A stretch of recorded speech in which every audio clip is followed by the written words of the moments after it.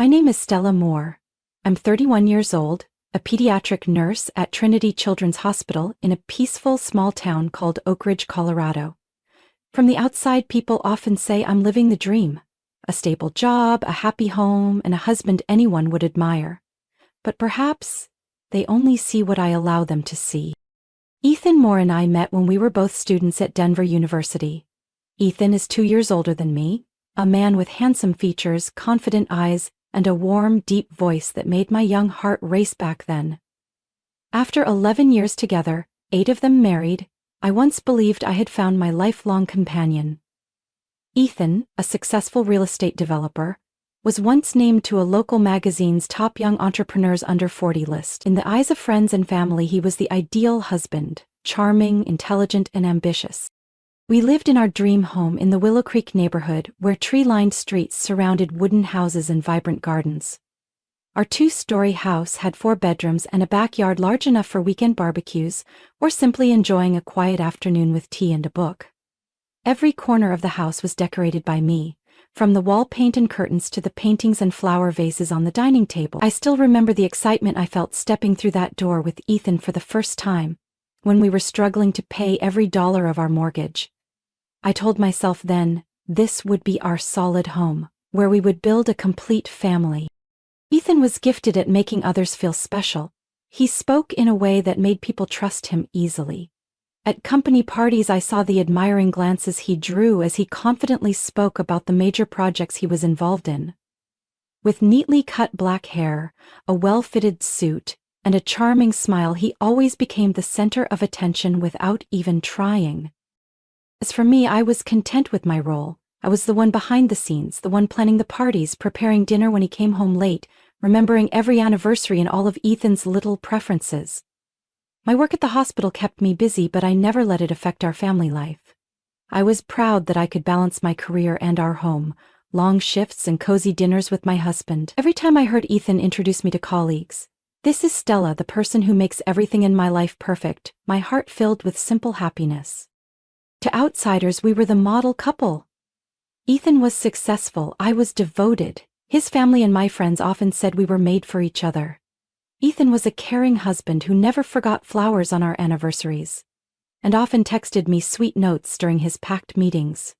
Every morning he would kiss my forehead before leaving, and his gentle good morning wish was always the first thing I heard when I woke up. We used to think that the hardest challenges our marriage would face were my exhaustion from night shifts or Ethan's stress from overloaded projects. But I was wrong. Behind the perfect smile and elegant parties, behind the praise and successful contracts, was something I had never dared imagine. If someone had asked me, "Stella, did you ever doubt Ethan?" I probably would have shaken my head, because at that time, Ethan was the most trustworthy person in my world. But life has its unexpected turns, and the way it began was cruel and more silent than any scenario I had ever pictured. Everything started changing quietly, so quietly that at first I didn't even notice. Ethan remained the courteous husband in front of everyone, but somewhere between peaceful evenings and sunny weekend mornings, he was no longer the man I once loved. The first signs were small.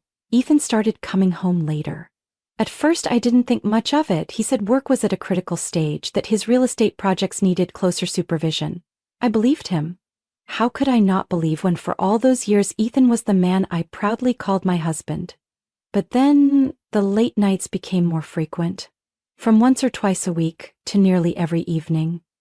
Some nights he came home when the clock had struck 11 p.m., his clothes disheveled, the scent of unfamiliar perfume clinging to his shirt, definitely not the cologne he usually wore. I began to sense something was wrong. Every time I gently asked, "Are you tired? Is work going okay?" Ethan would just give a faint smile and say, "Just a few long meetings, don't worry." But the way he smiled, the way he avoided my gaze, chilled my heart bit. One evening, as I folded Ethan's shirt after doing the laundry, my hands froze. On the collar of that crisp white shirt was a faint red lipstick stain, nothing like the natural shade I wore. It wasn't the kind of mark you could mistake. It was clear, haunting, So much so that I had to sit down on the bed, gripping the fabric as if I could crush the rising doubt inside me. I tried to reassure myself. Maybe it was from a female colleague by accident. Maybe a rushed goodbye after a meeting, but deep down a quiet voice echoed, "Stella, stop lying to yourself." From that day, I paid closer attention. Every time Ethan came home, he rushed straight to the shower, as if something needed to be washed away before he faced me. I asked, and he said, "I feel sticky from the construction site dust. I need to shower to feel comfortable." Once I walked into the garage when Ethan was on the phone.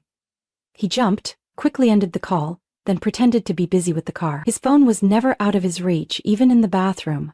Whenever I got close, he placed it face down on the table, his fingers lightning quick to close whatever app was open. Our quiet evenings together became rare luxuries. Ethan started using tiredness as an excuse to avoid hugs, the hand-holding he once gave me after a long day. He grew irritable for no reason, criticizing my meals as lacking creativity, suggesting I should take more care of myself instead of wearing the same old clothes around the house. Every word felt like a small blade, carving wounds in my heart that he didn't even bother to see. I still remember that afternoon clearly. I went grocery shopping and accidentally found a receipt in Ethan's pants pocket that he had left in the car. A receipt from an upscale restaurant in the city, the kind we'd never gone to together. On it was dinner for two, with an expensive bottle of wine. The receipt was dated 3 days earlier, the exact night Ethan said he had to stay at the office to handle urgent project files. My heart pounded. My hands shook so much I nearly dropped that tiny piece of paper. I asked myself, if not me, then who was sharing that dinner with him? That night, when Ethan came home, I pretended to be asleep. In the dim light, I saw him stand silently by the bed for quite a while, then sigh and turn away. I heard his phone vibrate softly on the table. A message came in. I couldn't help it. I peeked with one eye. A short line appeared on the screen. "I miss you. When will we have a night like that again?"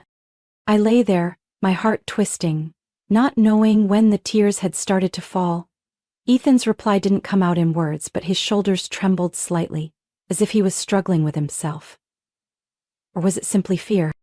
I used to think Ethan was the person I knew best, but the more I looked at him in that moment, the more I realized I didn't know him at all. An invisible distance was growing between us, wider with each passing day, and I, with all my sincere love, couldn't hold on to him.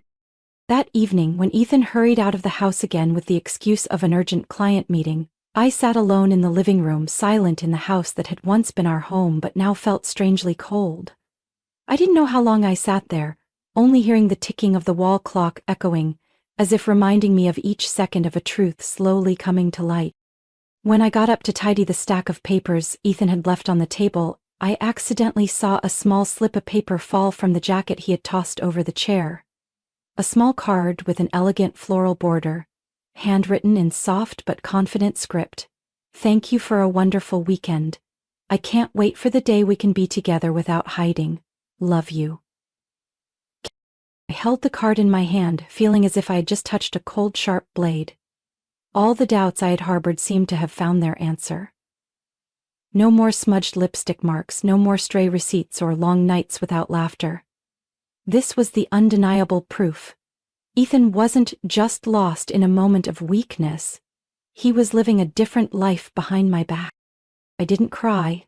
Instead, a feeling both painful and cold spread through my body. I knew what I had to do. As a nurse, I had always been trained to stay clear-headed in any situation, whether in pain or panic, and this time I was determined to face the truth in the way I knew best, with care and precision. That night, while Ethan was still out, I opened my laptop. I started with the most familiar places, his social media. Ethan was usually private but not invisible. On Facebook, he mainly shared about work. But I noticed the photos he was tagged in, company parties, community events. A face appeared repeatedly in recent photos that caught my attention. A woman with golden hair, a bright smile, and confident eyes. I clicked on her profile, Kendra Sullivan, interior designer, owner of Sullivan Designs, specializing in high-end real estate projects. And most notably, she was married. Her husband was Dylan Sullivan, a well-known lawyer in Denver. My heart tightened as I scrolled through each picture Kendra had posted. A party at an upscale restaurant. The same time Ethan claimed to be on a business trip. A project survey trip at a resort far from the city. The same time Ethan said he was in overnight meetings. Each detail was like a puzzle piece slowly forming a clear picture of betrayal before my eyes. I didn't stop there. I remembered Ethan had a desktop computer in his office, always locked when he wasn't home. But I also knew where he hid the key. In his old document box in the basement, where I had once helped him organize when we moved in. With trembling hands but determined eyes, I opened that door at midnight. In the soft glow of the computer screen, I took a deep breath and guessed the password. And he himself had given me the answer. Our wedding date. What he once said was the happiest day of his life. Maybe to him now, it was just an easy number to remember. Evidence appeared in front of me. Hotel booking confirmation emails, receipts for dinners at fancy restaurants, jewelry purchase slips. But not for me. His browser history was filled with searches for luxury gifts, high-end spas, none of which ever reached me. A hidden file on the desktop caught my attention. Meeting notes, K. I opened it, nearly breathless as I saw inside a detailed schedule of his so-called client meetings.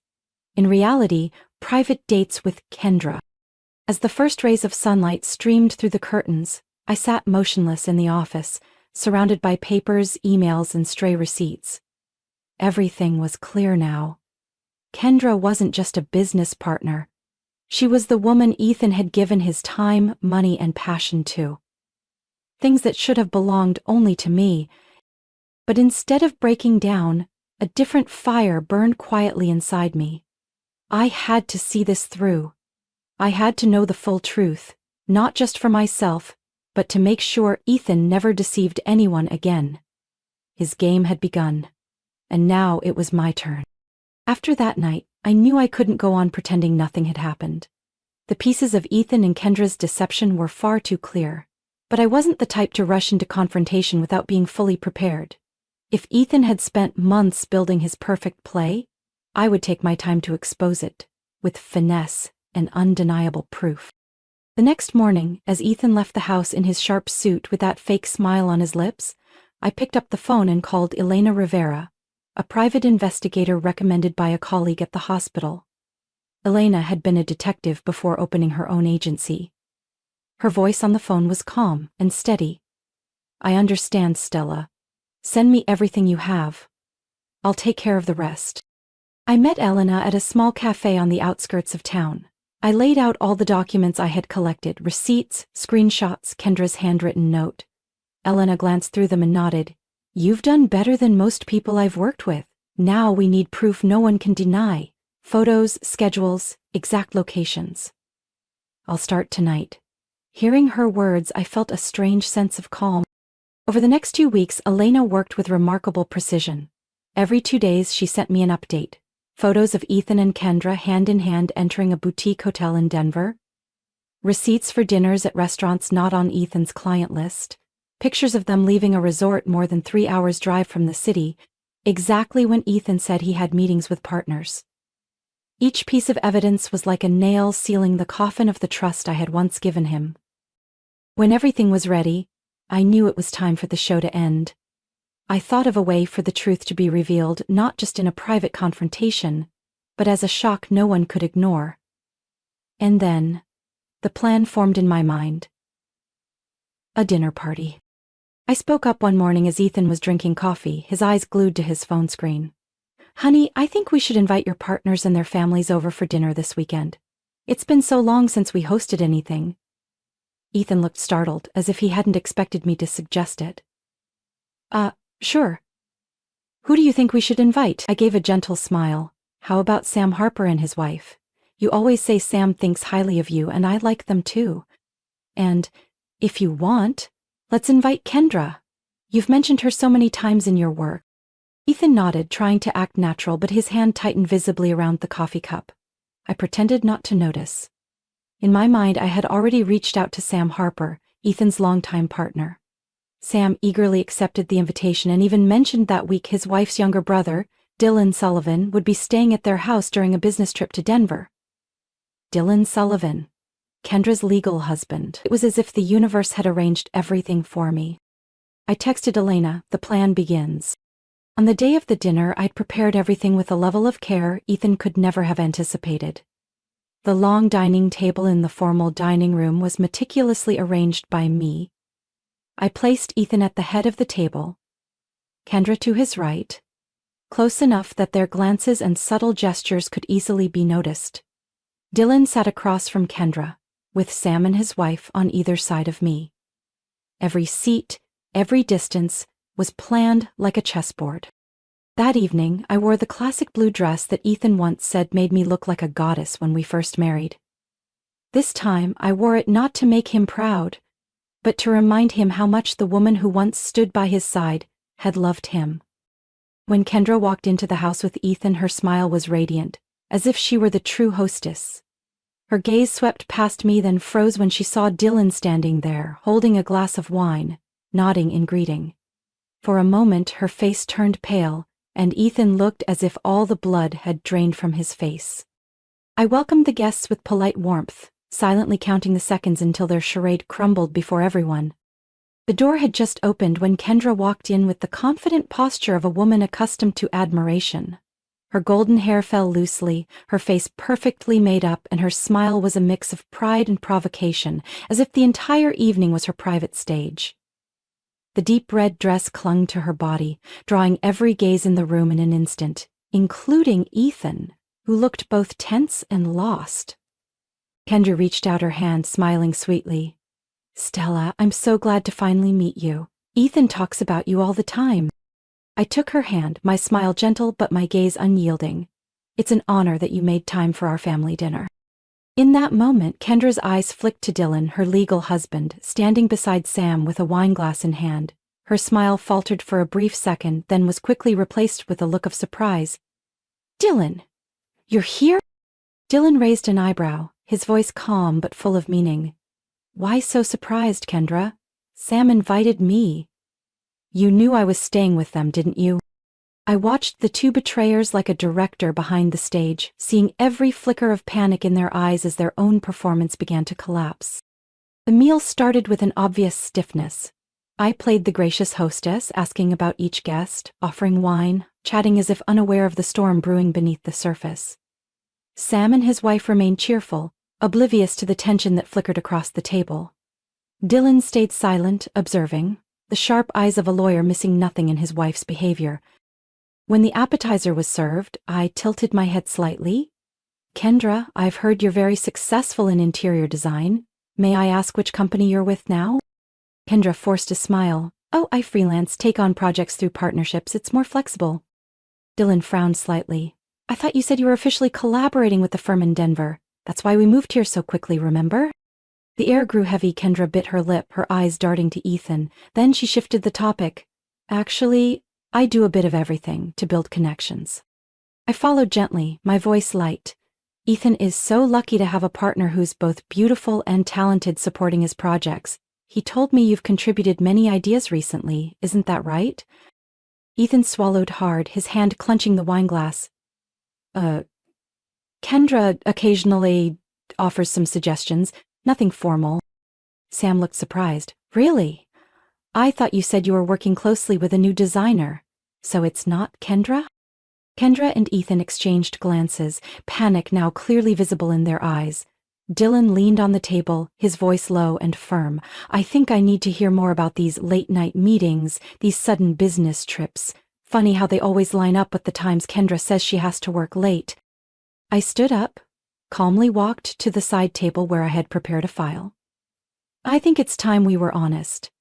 If I may, I'd like to share some information I believe everyone here should see." I gently opened the file, pulling out photos, receipt copies, and evidence Alina had helped me gather. One by one, I laid them out on the table, in front of everyone. Photos of Ethan and Kendra hand in hand entering a boutique hotel. Room booking receipts for a luxury resort 3 hours drive from Denver. Dinner receipts for romantic evenings on the very nights Ethan claimed to be in meetings.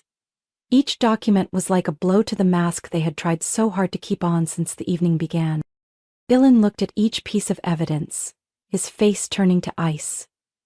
He picked up a photo, his voice rough. "Kendra, do you have anything to say? Is this the boss you told me about?" Kendra's face went pale, her eyes filled with tears, and she stammered, "Dylan, I'm sorry. I don't know what to say." Ethan started to speak, but I looked him straight in the eye, my voice not loud but enough to silence him. "Don't say sorry. I don't need it. What I need is the truth, and it's right there on the table." Sam and his wife sat in stunned silence, unable to believe what was unfolding. The dinner meant to foster business connections had become a bitter exposure.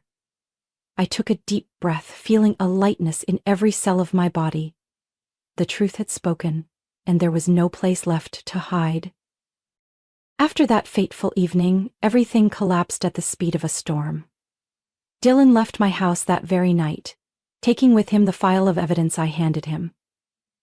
The look he gave Kendra then held no trace of love, only deep disappointment and the resolve of a man who knew what he had to do.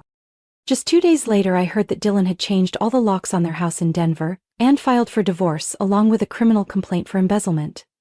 As a seasoned lawyer, Dylan knew exactly what he needed to do to protect his honor and assets. He brought the case into the open, worked with investigators, and provided all the evidence from the documents I had shared, along with the fake invoices he found after reviewing his wife's company accounts. Kendra had no chance to explain herself. When the police searched her office, they uncovered numerous fake records, fraudulent invoices, and evidence of illegal money transfers. The embezzled amount was determined to be nearly $80,000. Enough to make her the most notorious financial criminal in Denver that year. News of the case spread quickly across local papers. The press didn't hesitate to label the scandal the most infamous affair and embezzlement of the year. As for Ethan, he couldn't escape the consequences of the destruction he had caused. Sam Harper, who had once treated Ethan like a brother, didn't need a long confrontation. After that evening, Sam announced the end of all business partnerships. He skillfully but firmly removed Ethan from every joint project to protect the company's reputation from further damage. Other partners, hearing the news, quickly cut ties too, afraid of being linked to a scandal of ethics and fraud. In just 1 month, Ethan fell from a respected businessman to a disgraced betrayer who lost both reputation and career. His office downsized and employees left one by one, unwilling to be caught up in the fallout. The mansion that had once been his pride became a financial burden no one could bear. As for me, I moved through it all with a clarity and determination I hadn't known I had. The divorce happened faster than I expected. Ethan didn't dare fight for anything because he knew I held all the evidence and he had no power left to negotiate. I kept our original house in Willow Creek, but only so I could sell it. Every brick, every room there, only reminded me of the years I had lived in illusion. I sold the house and used the money to buy a small but cozy apartment on a high floor of a modern building in the heart of the city. My new apartment looked out over a lush green park, with a small balcony just big enough for a few pots of flowers. Every piece of furniture was chosen by me, from the jade green armchair to the simple white porcelain dishes. Every morning, waking to see the sunlight fill the room, I knew I had begun an entirely new life. A life where I was in control of every choice. Kendra was arrested on a Monday morning, just as she stepped out of her defense lawyer's office. The images flooded the news, the once proud and confident face now bowed, her eyes panicked, her hands tightly cuffed. By then no one stood up for her. Her company was shut down, her assets frozen for investigation and to compensate the victims. Ethan tried to reach out, sending messages begging for a chance to talk, hoping I would give him the opportunity to explain. But I didn't need to hear anything more. Every word he had ever said had lost all meaning. When we signed the divorce papers at the lawyer's office, he looked at me, his eyes red, whispering, "I never wanted it to end like this." My voice calm. "You didn't want it, but you did it. And now you have to live with it, the way I lived with the pain you caused." 3 months later, I leaned against the balcony railing of my new apartment, sipping hot tea as I gazed at the city lights. My life no longer had Ethan in it, no longer burdened by hollow expectations. I returned to the hospital working with all my passion and focus. My colleagues saw me stronger, more confident. The department head offered me the role of shift coordinator for pediatrics, a position I had once thought beyond me, and this time, I was ready to embrace it. I understood that sometimes the cruelties of life open the door to a better one.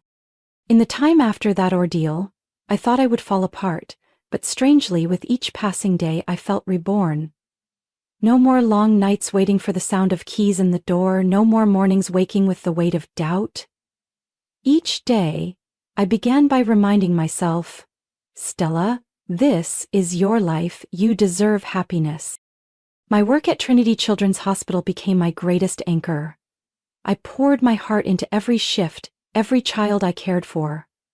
Every word of comfort I offered to anxious parents outside the room. Perhaps the pain I had endured helped me connect more deeply with the losses and fears of others. I was calmer in emergencies, more decisive in handling complex cases. My colleagues began to look at me differently, no longer the devoted nurse behind the scenes, but the leader they trusted when the unexpected happened. 3 months after that fateful night, the department head called me into her office. Dr. Laura Perkins, the woman who had guided me through my early years, looked at me with an encouraging smile. Stella, I know you've been through so much, but what you've shown lately has truly impressed me. The department needs a new head nurse, and I want you to take the role. Are you ready? I looked at her, my heart filling with indescribable emotion. I had once thought I wasn't strong enough, once feared I would always be someone's shadow. But now I understood. I was ready. Thank you. I'll give it my all. The new role brought more challenges, but it also helped me truly find myself. Each shift, I wasn't just following orders. I was making decisions, coordinating the team, staying calm when the ER turned chaotic. I learned to trust myself, to look in the mirror each morning and smile at the woman growing stronger every day. What surprised me most was that after that night of exposure, I gained true friends. Maria Harper, Sam's wife, once Ethan's partner, reached out to me just a week after that evening. The call started as a check-in, but we soon met up. Over coffee, Maria said directly, I admire how you handled everything. I don't think I'd have been that brave in your place. If you ever need anything, please think of me as a friend, don't hesitate. From those short meetings, we became each other's support. Maria helped me see things more lightly, and I gave her a different perspective on the resilience a woman can have when pushed into hardship. Not long after, Dylan Sullivan, the man who had also been betrayed, reached out. At first it was just about documents and procedures. Then gradually, we shared encouragement, helping each other through tough times. We didn't dwell on the past because we both knew those wounds were quiet reminders, not stories to reopen. Dylan, with his calm and understanding nature, became a trusted companion on the path to rebuilding. A network of people who had known pain, who had fallen but learned to rise, slowly formed around me. We didn't complain. We didn't dwell in regret. We shared ordinary stories, small future plans. A weekend trip, a cooking class Maria invited me to join, or just quiet afternoons together, watching the city light up. Now, standing on my balcony, I no longer see myself as a former wife or someone who was betrayed. I am the head nurse of a major hospital's pediatric department, a woman independent in the life she chose, someone who has learned to love herself after all the wreckage. I no longer fear long nights alone, because I know inside me is a steady strength waiting to rise.